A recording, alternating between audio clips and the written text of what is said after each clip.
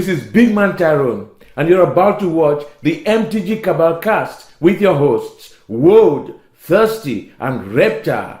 Sub to us on all your podcast networks at MtG Cabal Cast and YouTube. Hey guys, welcome to the newest episode of the Cabal cast. We're going to keep it simple. We know there's a lot of Modern Horizon stuff coming out. We're not going to touch it. Nope. We're going to let you guys figure that out. We'll cover it in next week's episode. Oh, yeah. Anyways, what we are covering today is the newly announced format, which, in my opinion, looks like it's designed for casuals, called Oathbreaker. Yes. So what that means financially, stuff to look out on. It's actually really exciting, similar to when middle school was announced. This is a big opportunity for people to get in on MTG Finance. Mm-hmm. And then after we do that, we're going to head out with picks, and I actually have a little bit I wanted to touch on about a little Twitter tiff over the weekend involving MTG Finance and what it means. So, Absolutely. Without further ado, take it away. Hey, so Oathbreaker is a format that was announced actually a couple months ago, if you've been paying attention to, I guess, the various Magic subreddits. The newest banning was April 4th, so people are paying attention to this format. And basically what it is another version of EDH. It is a Highlander style format where you have your commander, but it has to be a planeswalker. But you also get an Oathbreaker spell. So you get to choose an instant or sorcery that accompanies your commander, and together they make up the color identity of your deck. It only comes from the commander, I'm sorry. The spell has to be within those colors. Whenever you cast your commander, same rules. For each time it accrues the 2 CMC penalty, as does the instant and sorcery. But each time you cast that instant or sorcery, it does not go to your graveyard, it just goes back to the command zone. So you can do some wonky things with this. And we're seeing a lot of cool and interesting decks just kind of all over, because right now this format is still, like I said, young. There are some people that look at it as quote-unquote solved, but we're not sure why certain things are or aren't played. And if you head over to the Oathbreaker site, and I'll pull this up real quick if you're watching on YouTube, you can see it's weirdcards.org/Oathbreaker, and if I remember, I'll put this up in the show notes. And I recommend watching the video that's out here on the main page. It's a little hard to hear just because the volume's kind of quiet, but they basically explain how this is a very casual format. Like, you're supposed to have a conversation before you sit down about what you're playing in your 60-card Highlander deck. You start at 20 life, 60 cards, unlike EDH, and it makes it feel kind of like CEDH for people who play competitive 1v1. But this is a multiplayer format, so you just kind of get to do what you want. It takes care of the rule that the EDH rules committee has been dancing around for a while that requires you to have a creature as your commander, unless you have a planeswalker that specifically says it can be played as a commander. This format requires you play that planeswalker. And so it breaks up the monotony. The professor did a video about it, I believe, 2 weeks ago. The Star City Versus crew did a commander video about it 2 weeks ago, but I don't believe they recognized the format by name. I don't think they did, no. Because I wasn't sure why they were doing it. They just called it, they asterisk the show as their rules, they can do what they want, basically. And I think Loading Ready Run did a video on this, and people are loving this format. They think it's just a better version of Tiny Leaders, which was a similar Highlander-style format with a smaller deck, but because it's less restrictive in terms of the max CMC you can play, it just becomes this much more interesting format. And because it's not restricted by CMC, the ban list can be a lot different than what is the EDH ban list. They started basically with the standard no anti-cards, no dexterity cards, anything that's banned in Vintage, and then they went ahead and did a little shopping, and it seems like they took some rules from CEDH and a little bit from Canadian Highlander, and things like Sol Ring are banned, and I believe both Monovault and Crypt are banned, to just kind of slow the format down and make this accessible and playable and fun. And it's not a format that I've really had the opportunity to dive into. My EDH play group hasn't met in like 4 months because they want to move it to Sunday, and I do this podcast usually on a Sunday. So, but for the grace of you guys, I'm here and not playing EDH. Yeah. But this does look like a format I would find a little more interesting than Tiny Leaders. And I'd like to actually move into a little bit about format discussion. And you asked earlier why people are not playing Earthbound Squirrelcraft. There's Squirrel Nest. Yep. It's, and this is, I was like, why aren't people doing this? And Rep made a very good point. Well, the format's not nearly solved. There's a lot of opportunity here. So, obviously your mana positive rocks with no drawbacks. So like Soul Ring, Mana Crypt, not really a drawback. Mana Vault, those are banned. Yep. Not banned, Chrome Mox, Mopal, Mox Diamond. Mm-hmm. Mox Diamond, which just hit an all-time high buy list price of $190 on Card Kingdom. Those are there. Yep. You can scoop those up. Earthcraft is not banned. Is it still a $30 card? Like, has that card not moved in price in years? I'll check it. Earthcraft is like 40 to 50 now. Okay. During the old school bubble, it boomed and then came back down. Okay. So it looks like LP low is $44.99 right now on TCG. Yeah. But, LED is also banned. So this is where you start to look into some of the more fringe, like traditional tier 2, maybe, strategies in regular EDH, like Squirrelcraft, stuff like that you may not necessarily have a way to interact with. For example, Flash and Hulk are not banned.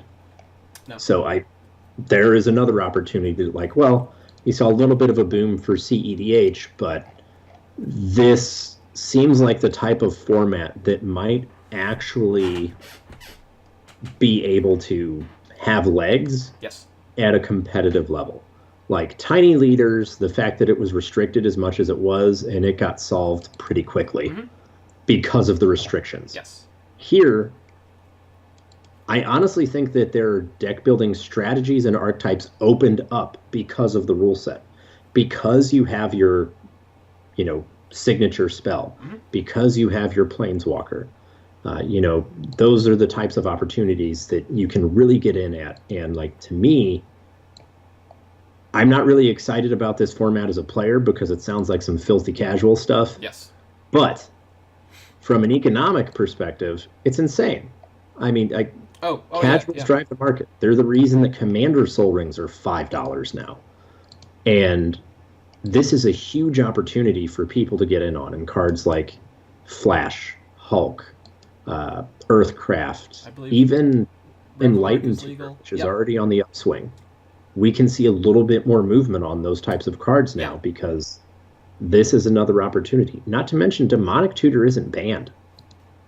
And there's a card that, until it was printed in UMA, was around $40, was where it was getting to. Yep. Vampiric is not banned either. Yeah. So. And we've already seen Vampiric take off recently. So this is an opportunity similar to,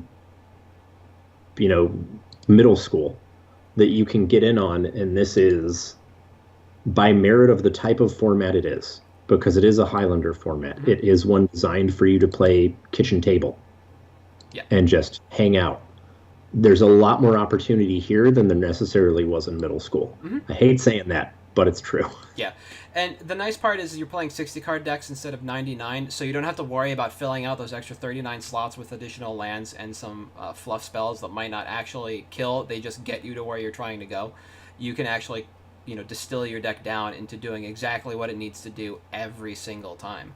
When I heard about this format, my first question was, well, can you play Flipwalkers as your generals? And I haven't been able to find enough information about that yet. And then my next question was, well, if I just play Jace Vryn's Prodigy, why don't I play High Tide as my signature spell? Because it's banned. That answers that question. So you can't just, JVP storm out like you could in CEDH, but that to me kind of signified what this format was about, was taking a format that people already enjoyed, somewhere between EDH and CEDH, and distilling the games down to be somewhere, I think they said they want them to be about half an hour to an hour at most, so you can just kind of churn through and play a bunch of games and have fun, so you're not mired in 4-hour EDH games like some people get into, or, games that only last 4 or 5 turns. Yeah. But there are a lot of strategies that it seems like people haven't explored. There's a list up on Goldfish for freeform user-submitted decks, but the thing is, in this section that you can find, it's all just Oathbreaker decks. And I believe Deckbox allows you to set up 2 commanders, so you can put a spell in there. There's no checks and balances on that. So No, tapped out. Sorry, tapped out allows you to do that. Yeah, tapped out lets you. Yeah. So these decks are then you can take a look at them, and they all look just kind of casual and low end. Like this format's just waiting to be pushed a little bit. You know, somebody builds that like the red white equipment based deck with Stoneforge Mystic and you know a bunch of tutor effects for your equipment, and you just have the game locked by turn 5 or 6. That's it. You know, that's going to force people to react and build things differently. We look at Squirrel's Nest and Earthcraft, and you can play, as you mentioned, any green white Ajani or any other green. I guess Ajani's really the only green white walker, right? Yeah. And then you have access to Warley Tutor and Enlightened Tutor, and any other number of ways to go find creatures, Green Sun Zenith, the Green Finality, etc. And you can just combo out quickly somewhere around turn 3 or turn 4. If you natural draw it, probably 4 with Mox Diamond, you know, and just take off. And this also allows some other interesting cards to just kind of move that hadn't before, like Tezzeret Agent of Bolas is a commander or a card that's just kind of stagnant and stuck in the 99, but as a general, he might actually see a lot more play because you can just make a deck that actually wins pretty quickly. You know, Impulse for artifacts is always good, and it doesn't take that long to actually just blow out with his ult. Or the 6 CMC Tez that we just got. You know, you artifact ramp him out, and you just start plussing and kill your opponents, because I believe his +1 hits everybody. It's not just... Yep, it is each opponent. +2. Yeah. So, just take people out. Like, if you were waiting for a bump on that card, this format could be it. Yeah. My only question is, what happens and where is the support? The way I found out, actually, about Tiny Leaders wasn't through a subreddit, wasn't through players up here or anybody in my sphere of influence on social media. It was actually at Grand Prix Omaha right before Treasure Cruise was banned, where the 9-0 deck was red-green Scape Shift with 4x Chalice in the main. There was somebody walking around with a handmade sign, and not like he was holding it up, but it was like oak tag paper on a stick, looking for people to play Tiny Leaders, and he put a bunch of pods together. And that was the first time I'd ever heard about that format. It took maybe 3 or 4 days for this format to kind of hit a Reddit sub that wasn't the dedicated Oathbreaker ones for my sphere of influence to just blow up about this. And so it's definitely taking off and it's moving. And the opportunity is there as long as you know what to look for and where to look for. People are talking about this in finance subs, they're talking about it in the regular subs, Magic TCG, and they're brewing in there and on the dedicated Oathbreaker sub. And if you stay on top of this, there is room to capitalize, and there's definitely gains to be had. You know, we haven't really taken enough time ourselves to dive into the format and say, okay, this is where we want to be in terms of moving it on a card and picking things up, because Modern Horizons is just around the corner, and that's where we would rather focus our money. But if you don't want to be spending, you know, somewhere between $10 and $30 a card on Modern Horizon specs, you know, in a Force of Negation, then this might be the format for you to look at. Oh, you shake your head, but you know that card's going to be like $15 long run. Yeah, sure. People that are like, $30, I gotta have it. Stop it. No, sorry, that's continue. Silly. No, that's fine. This is just one of those formats where you're gonna have to put in a lot of work, and you're gonna have to figure it out. Yeah. You know, for your own, and we're gonna be here for you, and we'll tweet out stuff, and we'll have stuff in the cast, obviously, as we see things, you know, movers and shakers dedicated to this format. But it's not something we are looking at immediately in regards to just financial gain. Yeah. One of the things I like to say about EDH formats is they're basically like house rules for Monopoly. Everybody has their own house rules. They show them to their friends, and sometimes those house rules leak out and just become a new format. And that's kind of what Oathbreaker is, but I think this is the one that sticks. Yeah, for sure. Compared to the rest. Have you given any thought or any looking into some of the decks that have been floating around? Like we were talking about the Narset deck earlier. It's not Narset canon, it's just a Narset deck. Yeah, I actually really like, it's funny you mentioned the Tezzeret 6-mana Tez.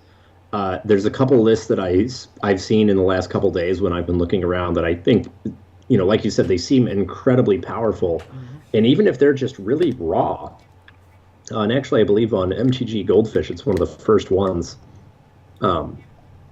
It's really raw, but you can see that it's a Tezzeret Paradoxical. That's what it is. Okay, The engine's insane. There's a lot of potential there. We all know how good Paradoxical Outcome is in Vintage, Yes. in EDH, in every format. And, looking at stuff like Temple Bell, Bolus's Citadel, Propaganda, these cards that are on there that have always hovered in the like $3 to $5 range, that if this takes off could easily be pushed into the $10 to $15 range. Yeah. Just because of this format if it grows legs. I mean, I know there's already a store in St. Louis that's doing Oathbreaker weeklies. And, this format just hit the big time. You go to their website and you find out it started in March. Yep. I heard about it first at Madison because Weird Cards was there. Oh, really? And they were over, like, browsing the bulk bins and just chatting them up. They were like, yeah, this is the format we're doing. And, like, they're super enthused about it. And they've got a great following up in Minnesota already for it. Okay. And I don't think you'll see stuff like duels. I don't think you'll see stuff like fetches take off after this. No. But your, like, EDH staples that are still sub $5, I don't think will be sub 10. Okay. If this gets as big as it has the potential to. Yeah. Or even cards like Whir of Invention, that are already kind of pushed up by Modern or some other format. They could eventually see the $5 to $10 mark. Yeah, absolutely. Just because that's how it's going to work. Yeah. Somebody asked a good question a couple of weeks ago, because if you've been paying attention to MTG stocks, Wayfarer's Bauble has been sitting on the top of the gainers list, and they asked if this format was the reason for that. And while this format isn't quite the reason for that, Wayfarer's Bauble hasn't really seen a reprint, and it's probably one of the most efficient ways to just go fish a basic land out of your deck if you're not playing green immediately. Yeah. But this format isn't helping things in regards to suppressing price. Anything like Bauble, Commander staples like you mentioned, like Chromatic Lantern's back on its way back up. Cyclonic Rift is on its way back up. It every couple of weeks just it breaks the glass ceiling in front of it. Like, yeah. I don't know, that card is insane. And it's these kinds of staples that now that they have dual formats, and especially one starting out as a casual format, which means people are going to be a little more apt to enter it because their decks don't cost them an arm and a leg to build, or they already have a bunch of cards that just need a handful more. You are going to see a bump in that, and that's a very good point to make. And you can kind of try and figure that out through EDH Rec. I don't remember how to do it, but you can definitely look at like the top most played cards overall in the format. It's not very hard to find on Rec, and that's probably a good starting place to look. And you can cross-reference what the color schemes people are posting to Goldfish and to Tapped Out for what they're playing here, and see what EDH Rec is saying for those colors for regular Commander, and try and make your moves there. Like, I'm sure Debtor's Knell, which has been coming back in regards to price, is probably going to go back up because that card is just insane in Orzhov decks. Like, kind of a mandatory card. If you're playing Ghost Dad, and now with Kaya at the helm, I don't know why you wouldn't, or Sorin. It's silly not to. But, for me, I think that's really everything that I've been able to figure out in the past week or so, that actually, like, without getting my hands on the format and spending a lot of time reading through a ton of deck lists and reading through reports, just because we've been busy and there's still not a whole lot of information out right now. It's just posting decks and questions like, is the format solved, or like, what do you suggest I play? Things haven't solidified yet. There's no true resource for this stuff yet. Like I said, there's no category on Goldfish for this. You just have to basically do a Google search for Oathbreaker, and it will be one of the result sets that come back. But like, nowhere on the page or the URL params does it mention Oathbreaker.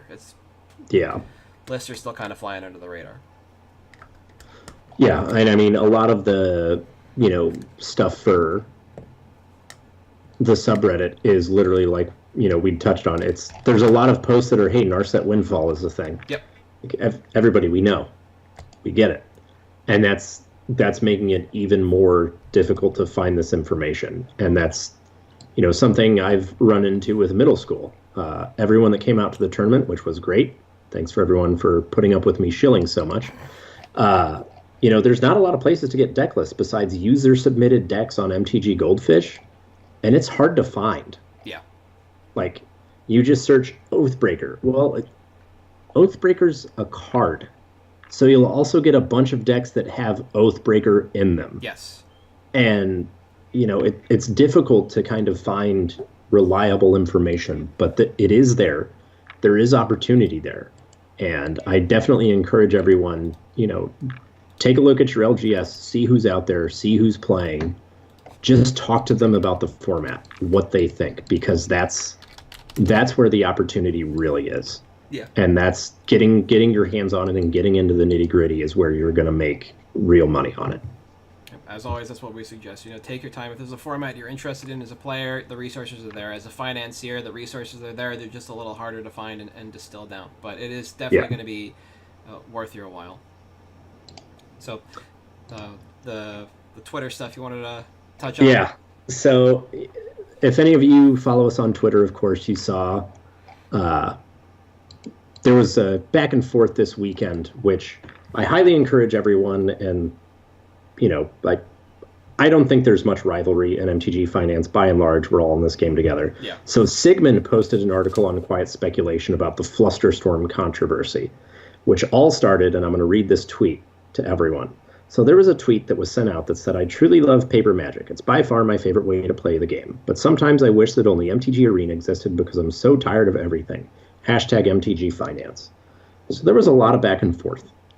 And there was a lot of name calling on both sides and a bunch of stuff about how awful MTG Finance is. I think I speak for everyone in the MTG Finance sphere. I think I speak for Cartel Aristocrats, for Brainstorm Brewery, for Fast Finance, Chilcott, Billings, everyone. We are not out to get you. We are not trying to rip you off. We are trying to help everyone by putting this information out there. I understand, it's, you get mad. You don't want cards to be expensive. You want them to be accessible. And I highly encourage everyone to check out this article Sigmund posted, because he actually used some language from the original patent that Richard Garfield filed, where he says the cards themselves have varying monetary values depending on the popularity of the individual depicted thereon and the availability of each card, some being more common than others. Such cards are typically sold through retail game stores and other specialty outlets. This has been a component of the game since it started. We're not bad guys. Like I said, we want to help everyone. We want everyone to make money doing this. That's why we put the information out there. That's why we have Twitter. That's why we have Patreon. That's why we put these videos on YouTube. So you can just see our picks, and it's fine. And, if you want to be mad at someone, be mad at me. I'm an incorrigible asshole. Language warning. Accurate. But by and large, we're good guys. That's all I'm going to say on it. I'll rest it there. We can roll it out with picks now. Yeah. So for this week, I'm going to go with Oracle of Moldea. It's a card I think we talked about very early on in regards to overpriced cards that would see a bump eventually and probably wouldn't necessitate being a pick. But if you don't follow what's going on with this card, you might not have known that it basically 1.5x'd in the last year. So it was sitting pretty at about 20, and now it's somewhere in the mid-30s. Right? Yep. So we have not seen a reprint on this card, but we went back to Zendikar. We thought we would get it there with the pseudo landfall theme because, this was on the original Zendikar plane, despite the fact that it doesn't have landfall. It is an easy ramp target for almost any set. However, Moldea is a plane-specific location that is, stuck to Zendikar. So we could see it in a core set or in an EDH product. But if we don't see it in a core set, this card's never coming back. It's never going to drop down to $20 again. And even if it does after a reprint, it's going to follow the Chromatic Lantern kind of and Scape Shift kind of price trajectory, which means it'll take a little while, but you'll see it go back up in time. This is a card that is all over EDH. It's a casual all-star. Sometimes it does pop up in red-green Scape Shift lists in Modern if the pilot is feeling particularly frisky. And it's just an all-around, great card. One of the interesting things about this is, I believe, and I'll have to double check real quick, the European price might have actually stabilized and caught back up to the U.S. market price, because for a while there was just huge arbitrage opportunity from Europe to the U.S. Yeah. Like, you could buy these things at about 30% U.S. market value, and that means you have to bring over large quantity, but the opportunity was there, or be flying back and forth, or have somebody that does. But and if I'm right about this, and it has caught back up, it looks like we're sitting at about, nope, still about 50 to 60% on, but everybody's got one or two, and I can't see shipping prices. So we're probably looking at a card that's sitting about 60 to 70% of American retail in the European market. That's not an incredibly large margin, but generally it's wider. The same thing with the Japanese market. These are cards that are going to be there. They're going to cost you nothing if you can get them from Japan. They're like 50 yen or 100 yen bins, because nobody in Japan plays EDH. Like, huge arbitrage opportunity from there. Yeah. But as this card disappears over the years, it's just never coming back until we get it into Corset, and then, like I said, again, it'll just going to go back up. And it's a very safe card to have, a very safe card to hold. I don't think there's a way it ever just drops below where it is now in time. No. I think this is a good long-term hold. It's not going to see a sudden spike. If you go back and you look at the price line on stocks, it's not quite a rope. It goes up a little bit year over year, but that's the thing. Yeah. It's a steady gainer. It's not a card that's prone to spike incredibly, except for that one that basically brought it from 25 to 31 overnight. Yeah. That was around Dominaria. A25, actually, that's what it was. We didn't get it in a master set. Yeah. So when it was wasn't, because that was when A25 hit, and that was the next obvious reprint opportunity for it. It was A25 into Dominaria in neither of those, and boop, took a $10 jump right from there, and is basically held ever since. And the harder thing to see on markets is that, on stocks, is that the market and the average prices are basically one and the same. I'll bring this back up. It's because it's very, very hard to see that once they basically hit or cross and they inflect, that is when we will actually see a huge price spike on some of these cards. So you can actually expect this to crest towards 40 in the next couple of weeks to months. Yeah. Assuming we don't hit Modern Horizons, which I don't think will happen based on what we've seen, because there are obvious cards that need reprints that we get different versions of. Yeah, but it's already in Modern, so we're probably not going to get that. Yeah, that too. Yeah, I doubt. You're right. We won't get it in Modern Horizons because there's only 5 Modern legal reprints. Not the Snow Basics, despite the fact they're in the set. Yeah. I think, and this is, I think when we did Bloom Tender, this was one of the cards that we discussed, because there were a few green cards that were up there that were like, oh, maybe this one, maybe this one.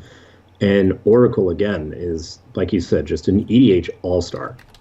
It's every green deck in EDH wants it. Yeah. So I can't imagine, looking at stocks, it just hit an all-time high on May 5th. Yeah. So if you can get it, get it. Do it. It's fresh off an all-time, and it's, trending back that way again. It'll be good in Oathbreaker. Yeah, it will. It'll be great in Oathbreaker. Yep. My pick, and if you follow us on Twitter, we tweeted out about how Time Vault was unrestricted in old school, a couple of old school formats. So the first thing the brain trust at the Cabal went to do was figure out what ways can you use to untap Time Vault in old school. Yep. Twiddle. That's it. Right here. Twiddle. My pick this week is Beta Twiddle. Mm-hmm. So outside of the obvious abuse with Time Vault, which granted it's not infinite because there's no Voltaic key, that's not terrible though. No. So for an alpha to beta common, we have LP low for alpha twiddles sitting at 35. LP low for beta twiddle is now $8. Yes. I got mine on Tuesday is when I ordered them for about $6.50 each shipped. This sleeve here. There's more coming. It's already gone up $2 to $8.50 now. I'm not saying it's going to explode, but I wouldn't be surprised to see it at a $10 to $15 buy list by the time Eternal Weekend hits, which just had its date announced of October 31st through November 3rd. Now, Time Vault, everybody knows, is a ridiculous card. It's very powerful. And being able to abuse that in a tournament with the exposure that Eternal Weekend has globally is huge. If this is in any list published anywhere, it's easily a $25 to $30 common. Yeah. What was your price on those twiddles? About $6.50 each. So yeah, plus shipping. CK's already buying in credit for $7.80, $6 cash. Yeah.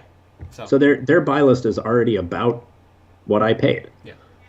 And if you pay attention to any articles anywhere, Card Kingdom buy list is one of the best ways to determine what the viability of a card is. Additionally, if you look at MTG stocks, this card has been its all-time peak hit on March 19th. Yep. Hit March 19th, 2017 at $12. We almost hit $12 at the beginning of the year, and it's been going down since. So this is a very big opportunity to actually come in and do something with it. Yes.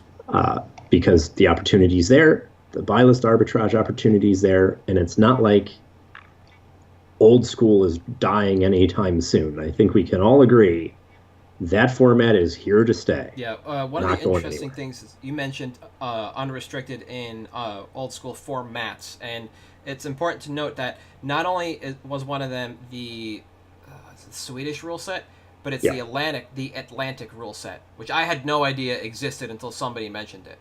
I thought there was the European rule set, and what was standardized in the United States was known as the Eternal Central rule set. I did not know that there was an Atlantic specific rule set. Yep. So, despite the fact that there are these fractured rule sets, it's the fact that people are still playing these formats, or this format, and growing it their own way, basically through use of the ban and restricted list, that really should tell people that this is a format that's here to stay, and it is going to continue to push prices on cards. Yeah.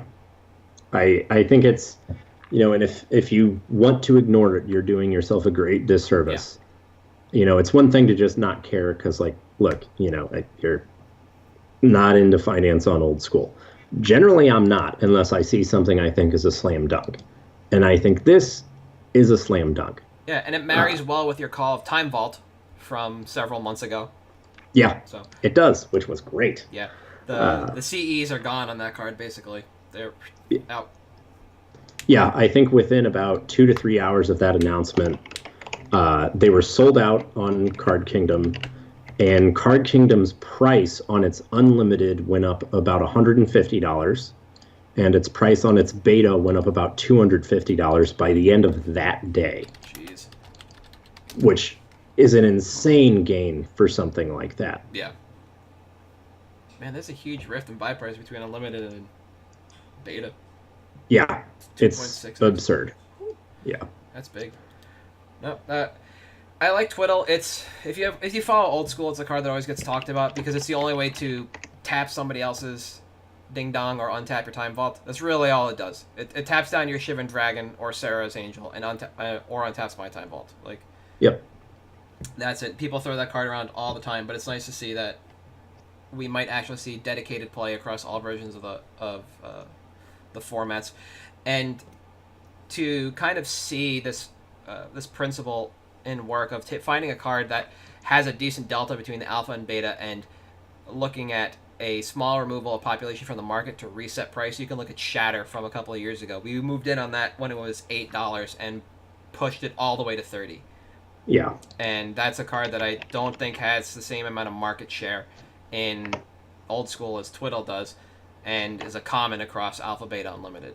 It did not take much to move the needle on that Shatter. All we had to do is basically pull a handful out of the market, relist them at a much higher price, and people actually rose the floor themselves once they realized that there was a larger quantity sitting above them. Yeah. Right now, the market inflection on Twiddle is showing that $15 is the market, $8 or $9 is the average, and that's correct. We were looking at this on TCG not too long ago, and the first bunch of listings are all between $8 and $10. Once that disappears, they're $15. eBay, all the buy it nows are basically for an LP or near mint, $13 with shipping. The bids are fairly low, but the condition on those Twiddles is pretty boop for bid only auctions, not buy it now. So this is a card where if you're playing old school or you just like owning alpha beta stuff and you want to get in on this, do it quick. This is it's going to be a long-term spec but a short-term pop. I think once it goes, it's gone, and it's going to happen in the next couple days or weeks, and then you're just going to miss out. Yeah. Absolutely. So I like Twiddle, despite the fact that it's narrow. It has very specific applications, and it does what it does well. And, people are, as we can see, just continue to play this format, and we'll keep cards like this alive. Also, being from beta in particular, it does have that collector's value tied to it. I don't know, it's weird. Alpha isn't really the collector's thing.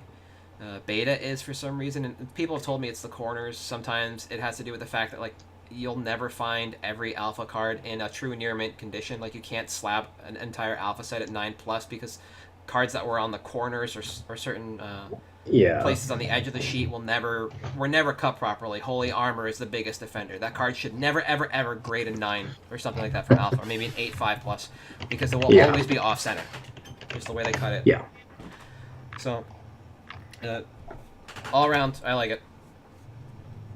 But before we sign off, I did again want to thank everyone for putting up with me shilling the NAMI tournament that we sponsored for middle school.